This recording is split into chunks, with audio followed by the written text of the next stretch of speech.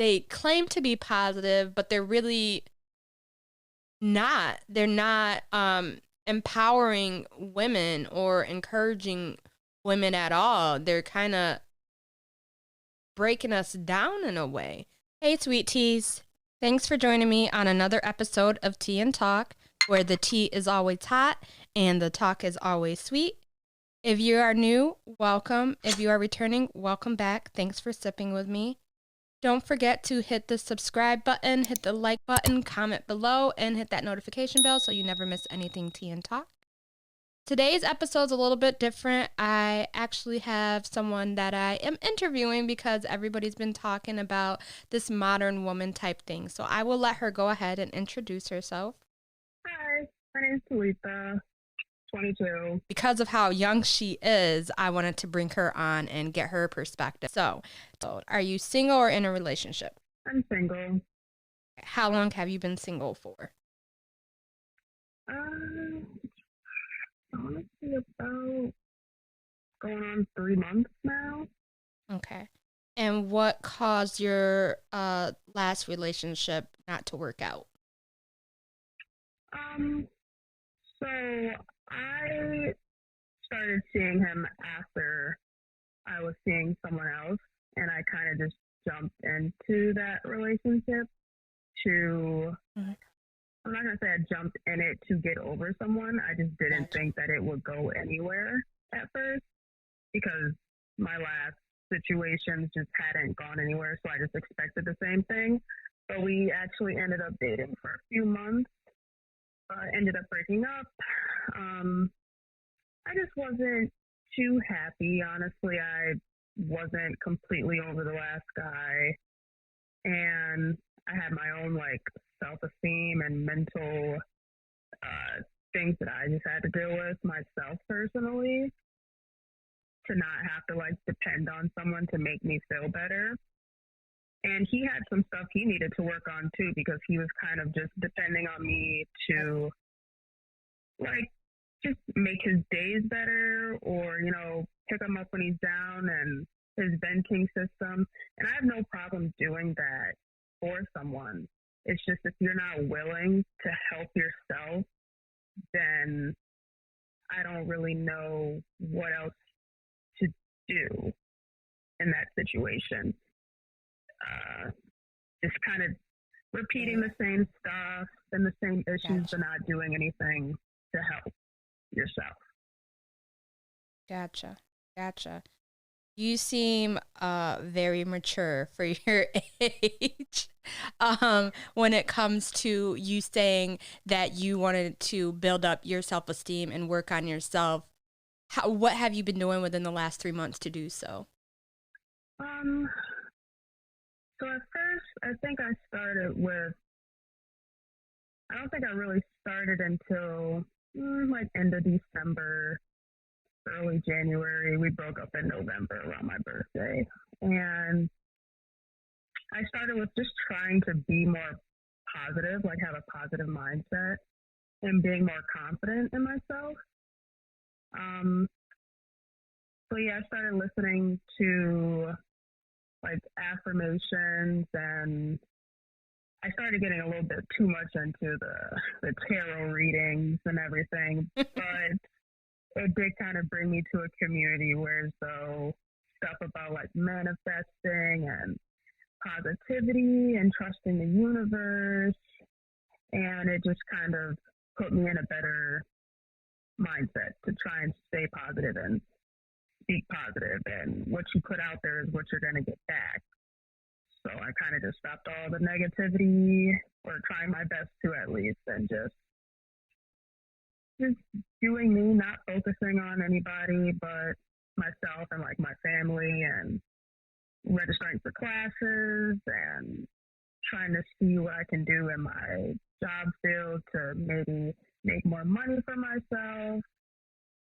And it's been going pretty well. It does have its downfalls at points, Not every day is going to be a good day, especially with the holidays and people posting and Valentine's Day and stuff. And it's just, social media is not good either. and I'm constantly on it, but I see people, they're happy, and I'm like, oh, must be nice. And then I keep scrolling. But at least you recognize, that could be like an emotional trigger for you, seeing those types of things on social media. You acknowledge that, that's something that, may trigger an emotion from you because, with Valentine's Day and you're single and that sort of thing. So that's amazing that you even recognize that in yourself. So kudos to you for even recognizing that you have some emotional intelligence going on, girl. Would you say that you are working on yourself, not only for yourself, but would you say that you're working on yourself to be a better partner when you do find someone that you're compatible with to be in a relationship with? Yeah, I'm typically like the jealous type, or I don't know, I like to be up under my partner a lot of the time, which isn't always a bad thing, but it's because I've never actually had a boyfriend that was a real boyfriend that was in my city. My last relationship, he lived an hour away, and that was like for 3 years. So I'm just trying to work on my self-esteem and self-confidence to where so it's like if he's somewhere and there's girls or whatever there, it's like, okay, sure, whatever, at least he's coming back home to me.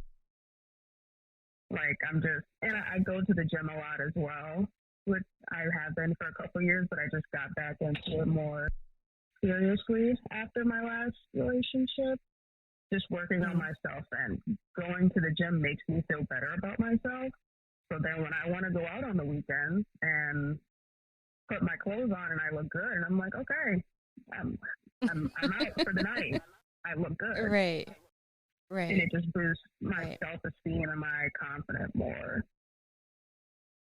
That's good. That's amazing because I know we spoke, when was that? Like a few months ago. It's been a little bit.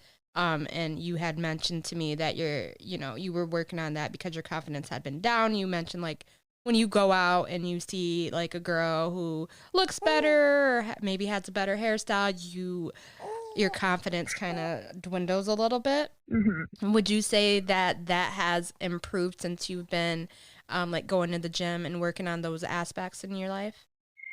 Yeah, I think the gym is honestly a good outlet too, especially when you are sitting at home and not doing anything and you feel like you should be doing something.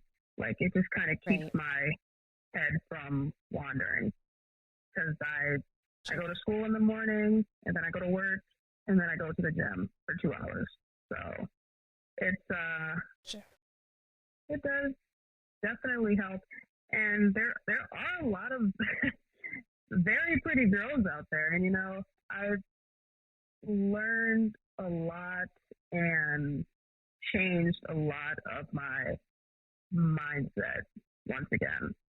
So as if I see a pretty girl, I'm just like, oh, she's cute, or I'll compliment her or something. Right. I don't think, oh, she's so much prettier than me. I just tell her, oh, you're gorgeous, or you're beautiful, or I love your outfit. Right. I don't try and compare anymore. That's amazing. That's amazing. Just in 3 months and all that. I hear it too. I hear it in your voice that you sound different from when we were speaking a few months ago too. So I am happy for you that you are in a better place mentally and emotionally. So keep doing what you're doing for sure. As far as this modern woman, I don't even know what to call it. I feel like it's a trend in a way because everybody's speaking on it and speaking about it and labeling, celebrities or this person a modern woman and this person a modern woman. So what I've been seeing is that the modern woman is usually around your age, either late millennial or Gen Z, and they are kind of like scamming, I want to say, like men, as far as there was a podcast that I watched on YouTube, and this lady was on a blind date, and he was asking her questions about, what would be the best Valentine? What would be the best first date? So the best Valentine's gift, she said, would be a Rolls Royce. Oh boy. Mind you, she had just met this man.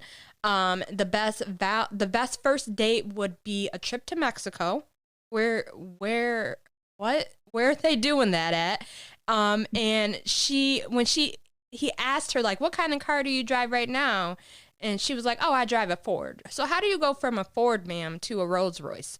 What are we doing? And it seems like a lot of what's on social media and YouTube is just like those types of scenarios. There was another one when a woman was at a gas station and a man asked for her number. And I think this person, though, does this to see how modern women act. Oh, yeah, so he went up to her, and asked for the number. And she said, it's going to be $500. Oh, and then he went to his car, which was a really nice car. And of course, she followed him and then was all into him. So yep, at your right. So at your age, I'm sure you have like friends, or you come across women that are your same age and your same generation. Do you see that a lot? And how do you feel about this whole modern woman? I'm gonna keep calling it a trend. Well, a lot of my friends that I have right now, we all, not going to say grew up the same, but we all have like the same values. So all of my friends are kind of like, they don't really care what this person, not doesn't care what they do, but as long as they have something going for themselves that's legal and gets pays the bills, something that keeps them having a firm foundation and a good heart and treats them right, then they're fine with that, which I am too. Right. I see it more so on the internet. Yeah. I see it a lot on TikTok. I understand where a lot of them are coming from, because some people may not have had the same childhoods growing up. So girls without like a father figure or something, they usually go for like guys who need to take care of them because they never had that growing up, or like you go for someone or something that you didn't have or something that you did have. It's confusing, but yeah, a lot of girls out here just because a lot they hear a lot and they've experienced a lot. Right. And right. I understand not being able to trust again, because it's kind of the same thing with men too. They like to play a lot of mind games, and it's like they'll have one bad relationship and just base that for the rest of their life, that all women are the same, and then they just kind of go about their life just treating women badly, and women do the same thing. But it's very interesting. It's a lot. You can go into such depth with that whole thing. Right.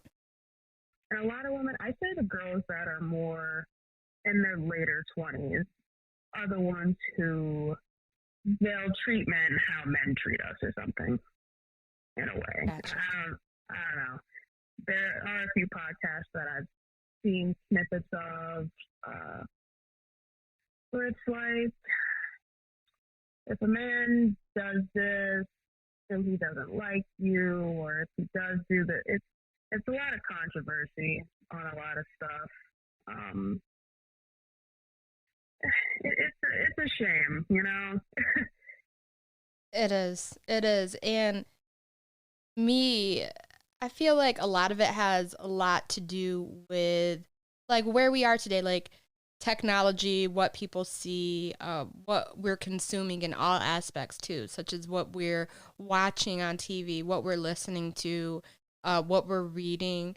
And I feel like back in my day, there was a lot more music about, becoming a wife and now you're having my baby and Jodeci and, all that. It was more like love making music. There were Family Matters, Full House, shows that kind of embodied that family dynamic. And now you have, I think you still listen to City Girls, right? I know I always play them, but Mhm. there's a lot more like City Girl type music and Cardi B and Meg Thee Stallion and Lotto, and I can go on. And then you have shows like Sisters Oh and boy. Harlem, which Uh-huh. yeah. So I feel like it's like what we're consuming, what people are putting up on the screen, and how it's like warping our minds in a way to say. I can say, and I've been saying this like since I started the podcast, is one of the things that I learned about myself was I had to block VH1 because I was watching Love and Hip Hop, you name the city, and Mhm. I was starting to act like those women. I was starting to take on characteristics of those women. So I recognized that in myself, and I had to block it. Like I haven't watched it in since Tyson, my son, he was one, I think. But I stopped watching it completely because I felt like once you watch something for a long time or you're listening, you start to embody some of those things that are being said or some of those characteristics that you're visualizing on the television. Yeah. So I feel like a lot of that too comes from that. We don't have any um you know positive female role models anymore. There's not a lot of positive female role models, and I just did a podcast on this, so I won't give away too much, but it's like, you know, they claim to be positive, but they're really not. They're not empowering women or encouraging women at all. They're kind of breaking us down in a way.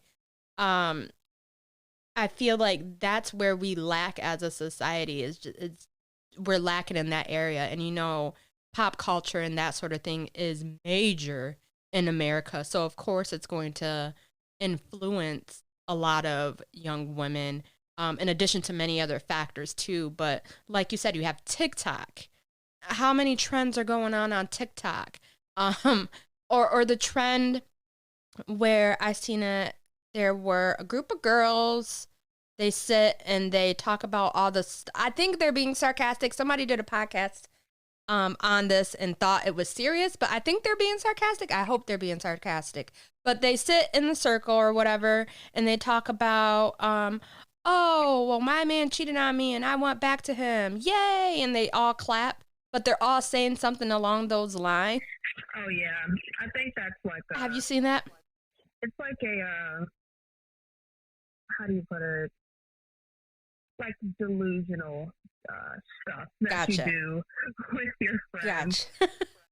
Like, oh, But he's busy all day. He hasn't texted me at all, and it's like, no one's really that busy that they can't take 1 minute out of your day right, to text you. right.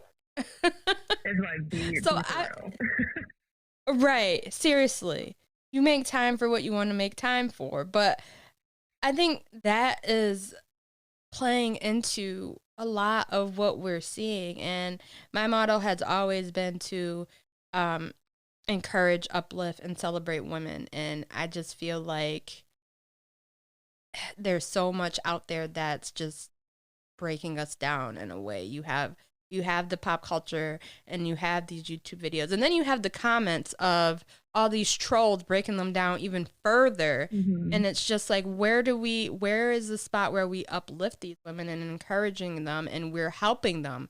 Because we can talk crap about them all day, but where does it fit in that we uplift them?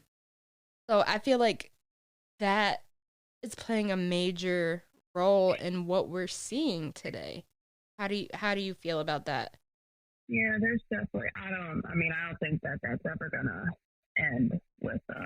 If you have the internet and you have comment sections, there's always going to be some kind of negativity about something that someone does or someone posts, someone's just always going to find something to say. Right. And sometimes it's like not even anything, and someone will just comment it just to get a rise out of you. Right. Like I see it on TikTok all the time. I see like funny videos or serious videos, and then there's always those comments that are just irrelevant. Mm-hmm. Like, oh, why is your forehead big? Or why do your lashes look like that? Or those aren't the jeans that you're supposed to be wearing, or something. Like just minimal stuff. And it's like, why even? If you don't like it, just scroll past it. You don't have exactly. You don't have to say your piece.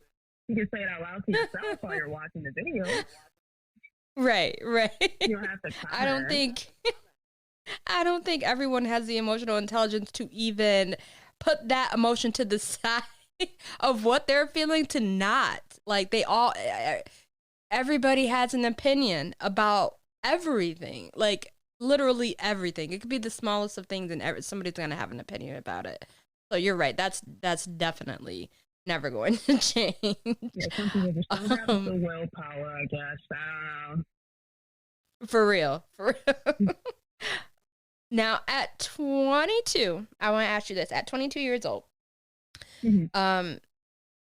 And probably even earlier, because you've always been like motivated and goal oriented. So, what, if any age, like what has been your plan in your head? Like when you wanted to become engaged, when you want to get married, when you want to have children. I know you're working on your career and you're working on finishing school and stuff like that. But have you had a plan in your head to kind of nail those things down? Because another thing that is being trendy right now is hitting the wall, like mm-hmm. Women hitting the wall. Once you're 30 and above, it's hard for you to lock down a relationship and become married and have children, blah blah blah. So what has been your plan, if any? Well, my plan has honestly changed a lot over the years, considering I was in a relationship with, I guess you can say, my first real boyfriend back in like 2018, I want to say, mm-hmm. or 2018, I think. And it was my senior year of high school, and then I went to college, and my goal for some reason was just to get through college and for us to be together or something. And he was, supposed to move down south because he was in the Army and got change of station. And I was going to move down there after I finished college and go to like a 4-year college down there. And that didn't work out. I never even started packing anything to leave because it ended before I could even do that. So yeah, after that changed, and it's a rough dating life out here. But for my goals, I never really had a set career goal on what I was going to do. My mom wants me to do nursing, but I just always knew that it wasn't for me because my friends were in nursing school, and I was seeing what they had to do and like the amount of schoolwork and preparation and all that. And then at the time of my, I want to say, second year of college, I started working in a hospital in patient care transport. So I was just all over the hospital, and I actually got to see like what the nurses do, what the doctors do, what the nursing aides do. And I was just like, yeah, that's not for me. Right. So now I finished my 2-year degree. I have an associate's in social sciences, and I was in patient care transport for 2.5 years, and now I'm a cardiac care technician in the cardiac cath lab.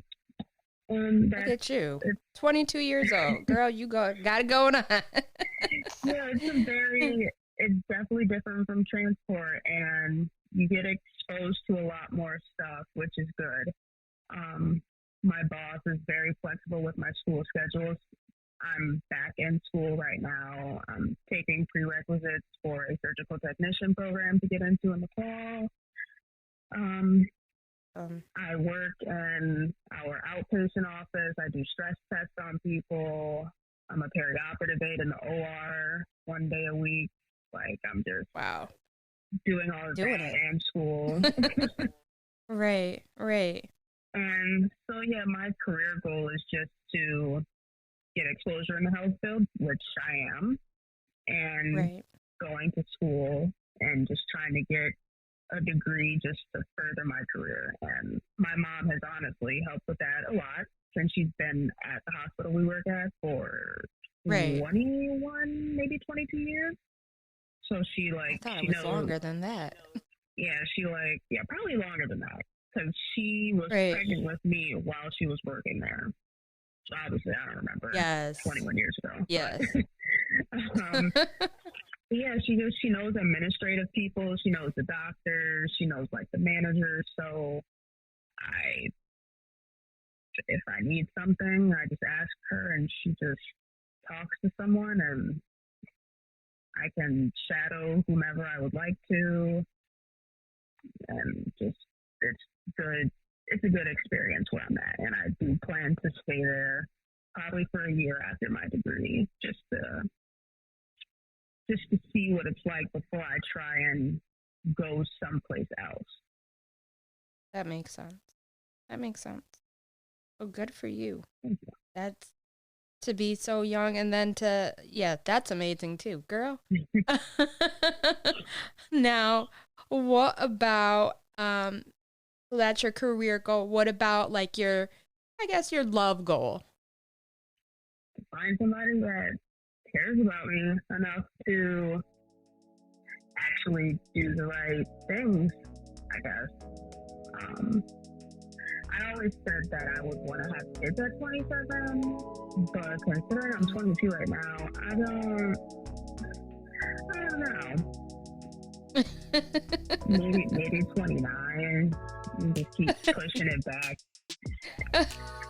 until I actually find one. Hey, sweeties. That is not the end of the conversation. Stay tuned for part 2. Won't want to miss it. And until next time, love and light.